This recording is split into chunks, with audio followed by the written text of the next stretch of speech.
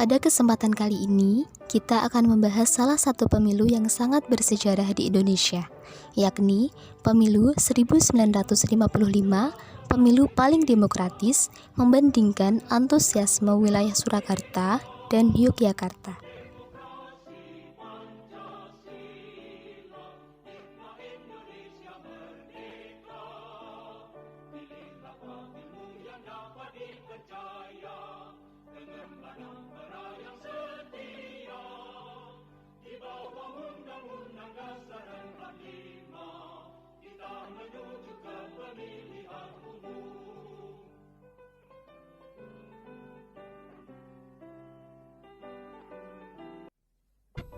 Pemilihan umum tahun 1955 yang dianggap sebagai pemilu paling bersih dalam masa 50 tahun menghasilkan 4 partai besar yang mendominasi parlemen, yaitu Partai Nasional Indonesia atau PNI, Partai Islam Masyumi, Nahdlatul Ulama, dan PKI.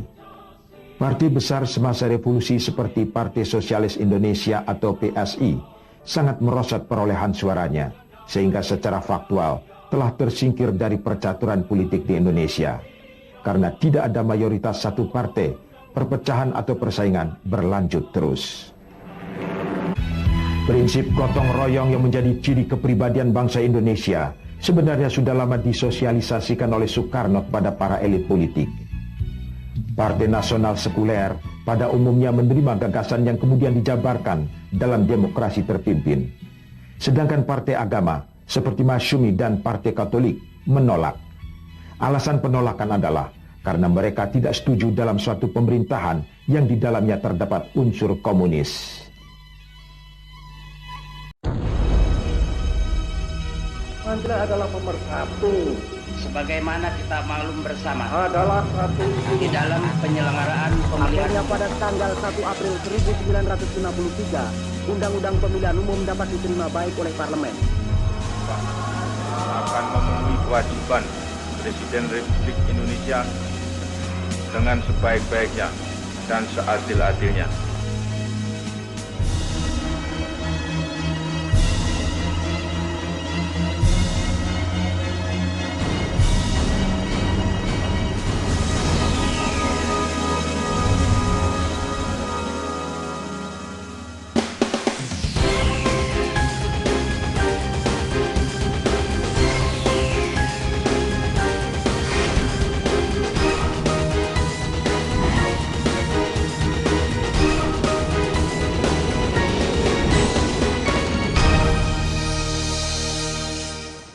Kamis, 29 September 1955 adalah hari yang bersejarah bagi bangsa Indonesia.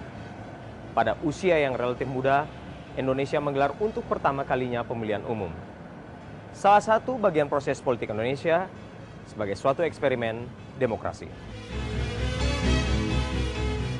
Menyatakan kemerdekaan Indonesia.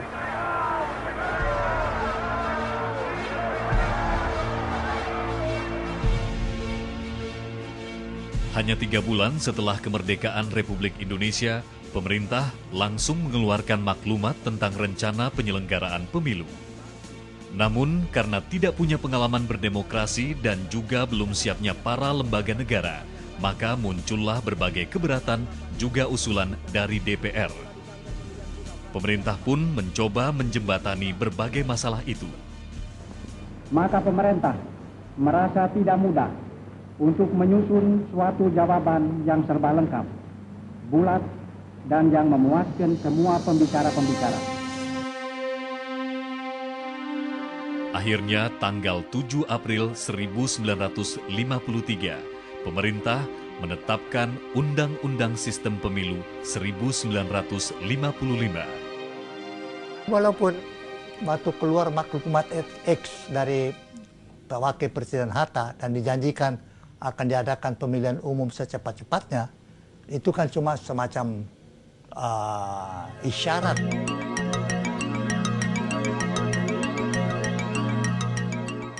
Dengan segala keterbatasannya, Panitia Pemilihan Indonesia atau PPI menyiapkan segala perangkat untuk menyambut pesta demokrasi pertama itu. Dari penyediaan kertas, penulisan kartu pemilih, pencetakan, pengecekan, hingga pengiriman ke 16 daerah pemilihan.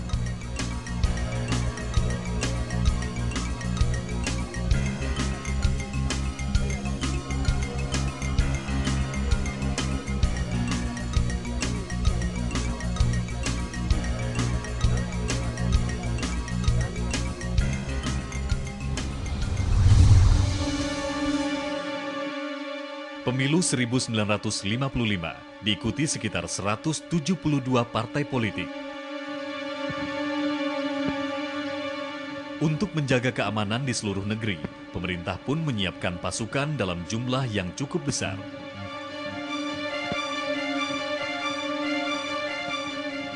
Ada 3 titik gangguan keamanan berskala besar pada waktu itu. Perang kemerdekaan itu Darul Islam itu ada. Di Aceh juga begitu. Itu Daud Bereh, dia kecewa kenapa Aceh yang dulu berjuang memberi bantuan sehebatnya kepada Republik Indonesia, kok dijadikan bagian dari Sumatera Utara, kenapa tidak provinsi tersendiri? Dan kemudian di Sulawesi Selatan, Karnusakar, itu kan berkembang gitu.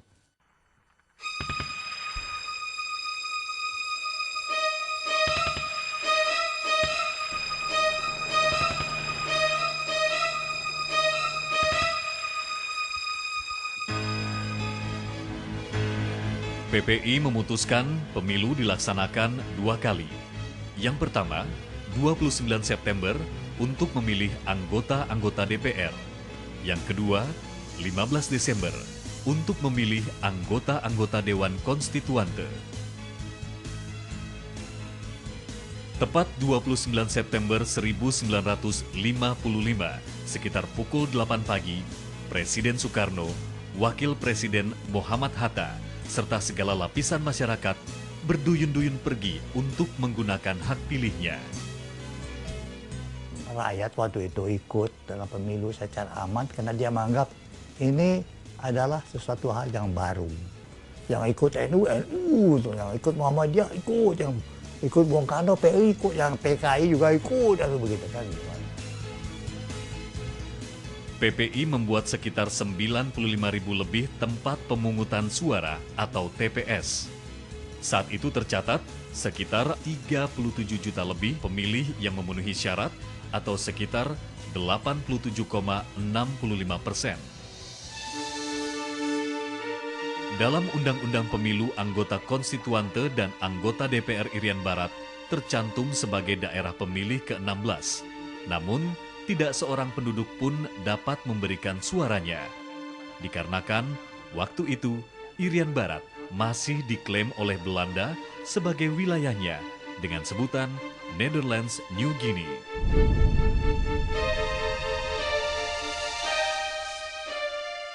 Tercatat juga jumlah pemilih terbanyak bukan di Pulau Jawa, melainkan di Banjarmasin, Kalimantan Selatan, yakni 80%.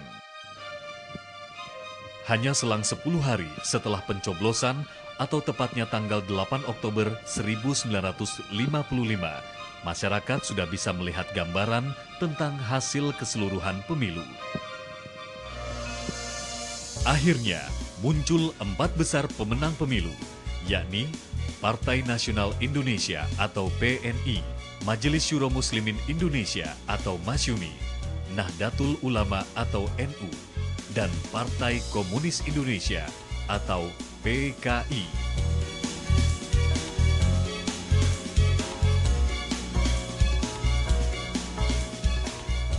Pemilu tahun 1955 itu yang pertama demokratis, cukup demokratis dalam apapun aja definisi yang demokratis.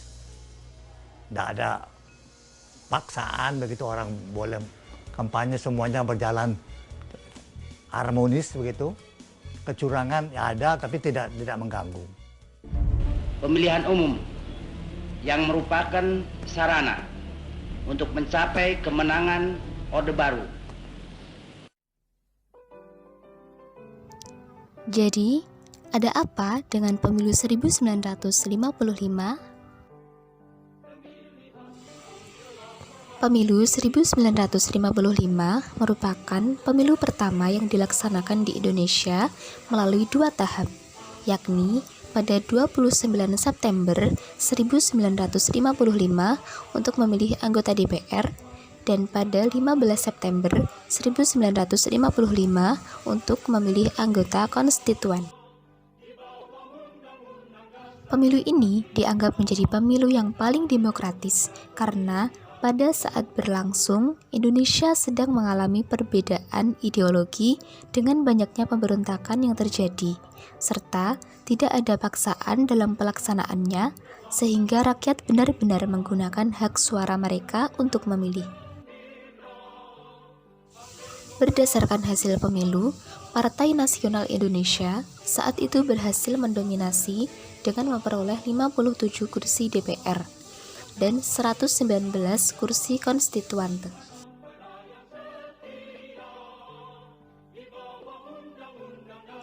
Kemudian, apa sih kaitannya pemilu 1955 yang demokratis dengan antusiasme di wilayah Surakarta dan Yogyakarta? Membeludaknya pemilih dalam pemilu 1955 menjadi bukti berhasilnya demokrasi prosedural yang dilaksanakan di Indonesia saat itu.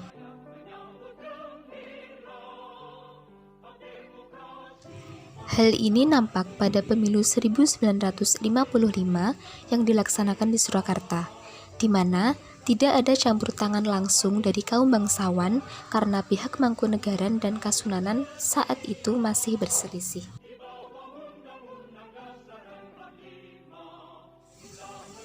PKI menjadi partai yang memenangkan suara pemilu 1955 di Surakarta. PKI aktif dalam mempropagandakan partainya dengan kampanye. Selain itu, PKI juga merangkul masyarakat dengan menghidupkan gotong royong membangun saluran air, mendekorasi persiapan pesta bersama, hingga merintis penggunaan alat pertanian secara massal. Begitupun pemilu 1955 di Yogyakarta berjalan dengan tertib dan demokratis di bawah pengawasan Sultan Hamengkubuwono IX.